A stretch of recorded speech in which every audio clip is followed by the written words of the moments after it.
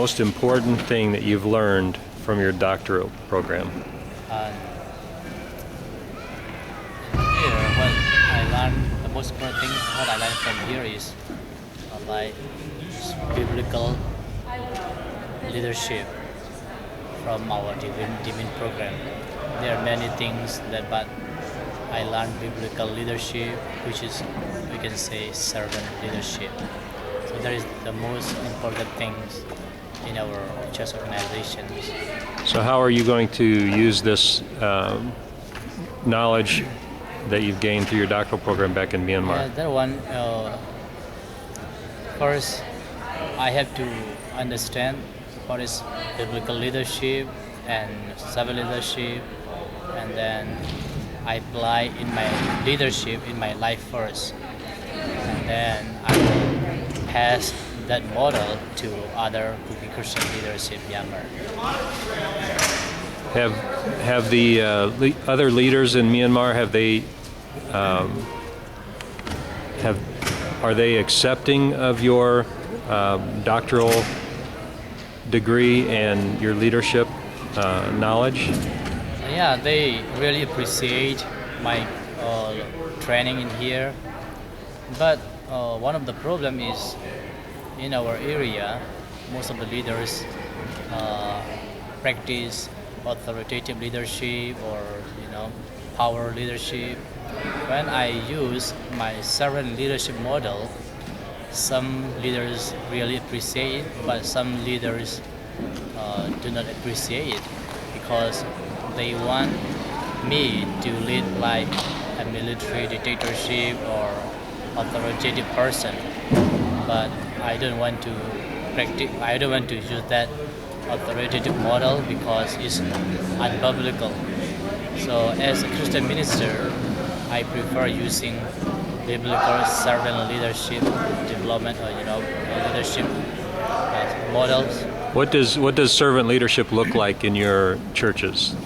Servant leadership is and most the ministers and leaders they think that they are higher than or they have more powerful compared to the congregations. They look at themselves as the person who has more powerful than the congregation. But what I do is, and I live with them, like the way how they live, and then I interact with them. So that is what I can say servant leadership model. So the authoritative model that some of these ministers use, they don't interact with the people, they don't live with the people, they don't. Yeah. What do you mean by that? And for example, when they eat meals, and the authoritative leaders, they eat away from others.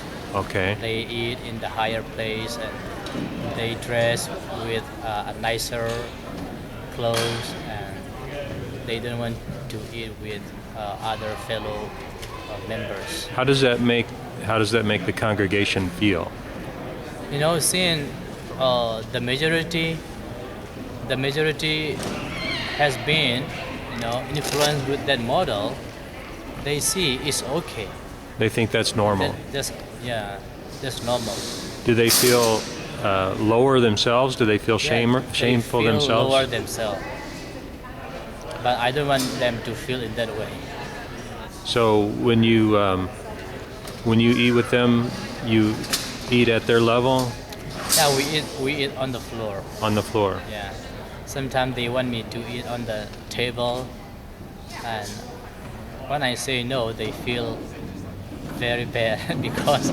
So in your culture, physical position indicates your status. Yeah. So someone who has higher status always takes a higher position physically, right? Like higher at the table or nicer dress. And so and you never want to have your head higher than others, right? So you always bend down or bow down, or with the same level with them.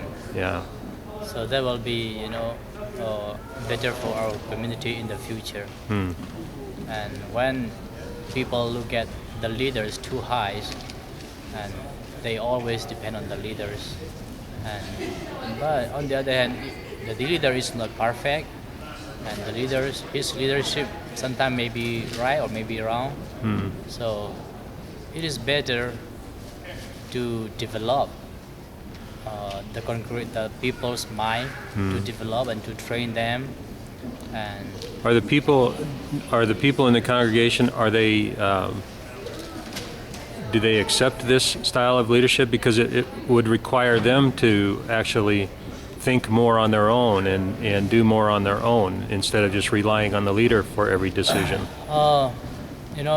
The people, since they are very uneducated, and sometimes even though when they want to say something, they don't say because they're afraid the leader, and they think that they are uneducated and they have no right to speak what they think they have in their minds.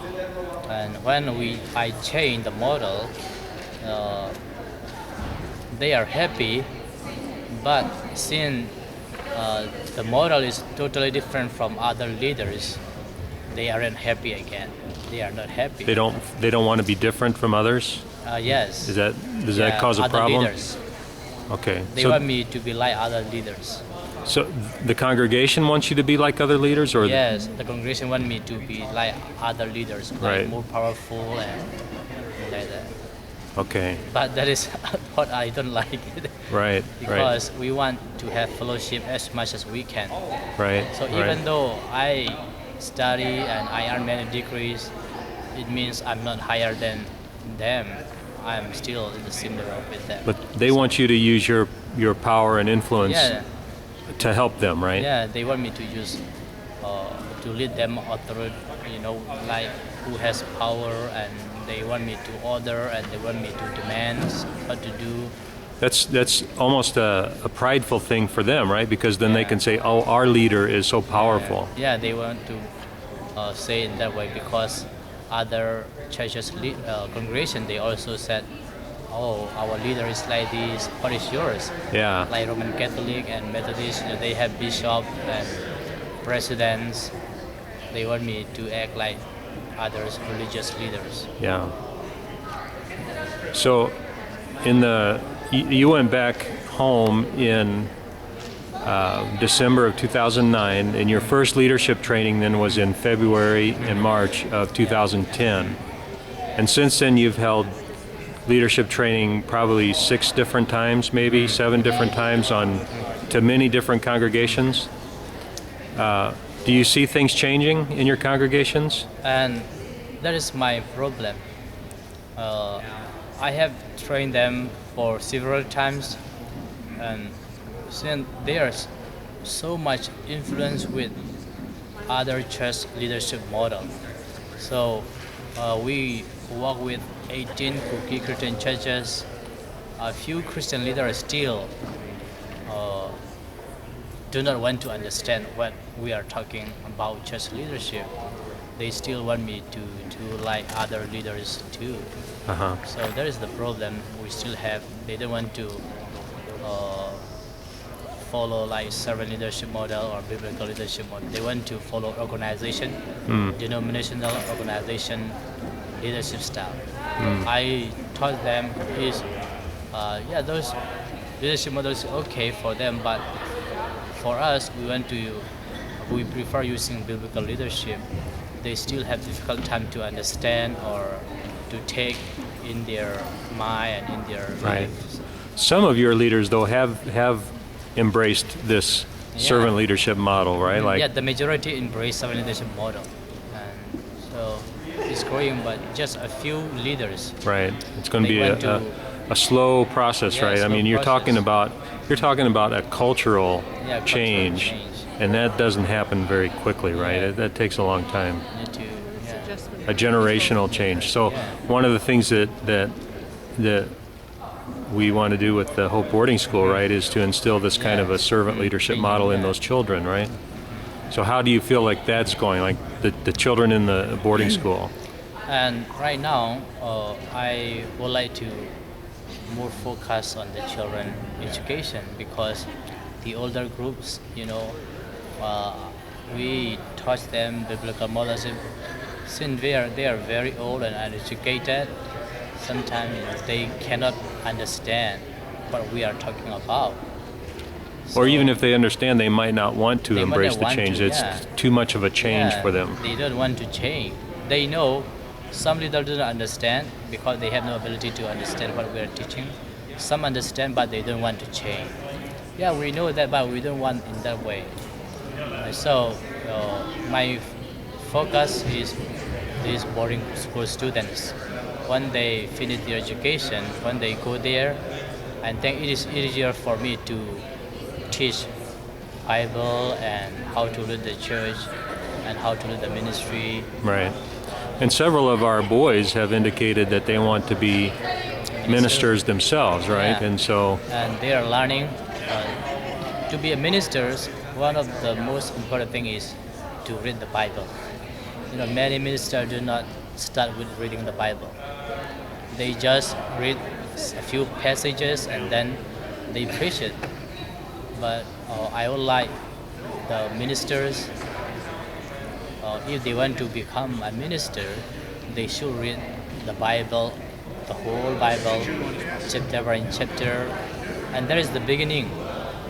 Without reading the scripture, without knowing the whole story, it's not. I don't want in that way. So now our foreign students, even from the youngest to the oldest, they read the scriptures. So that shape a lot of their future, and that also give them biblical knowledge and for their spiritual right. formation. So that's like the foundation. The foundation for the Christian ministry is reading the Bible. Now our students they can read Bible in our own language and Burmese language. This year we went to read the Bible in English. Now they can read by themselves in both Kuki and Burmese. Burmese language. Good.